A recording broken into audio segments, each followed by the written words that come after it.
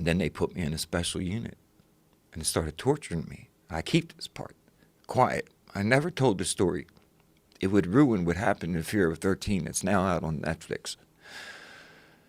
But they finally closed down the old prison I was in for 12 years, where the average rate of survival was only 5. And I was one of the hardest dudes there, and I made it. They closed the prison down, and they opened up Greene County Supermax. And the courts ordered that every prisoner in Pennsylvania be allowed out of their cell for 8 hours. The administration looked at each other and said, fuck that, not the crazy cannibals and not the serial killers, not the dudes that have been assaulting and raping each other. So they picked 48 of us out, and they put us in Pittsburgh in a special penitentiary setting in which we were in a sealed unit.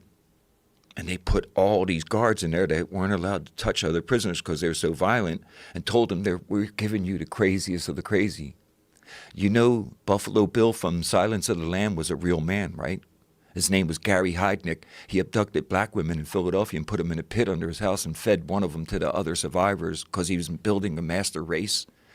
He was my neighbor, man. Like, so they started torturing us and doing all this psychological crazy shit to us where they were feeding us to each other like wolves. So I kept it all quiet until this year when, once again, misfortune fell in my life and I released Monsters and Madmen, the new book that I was going to give you today. And I thought, I got to tell that story, But it's been so hard to come back from these moments, Joe. It's just like, I look at what they did to me and how I went to that moment where the DNA is gone. Jackie leaves me.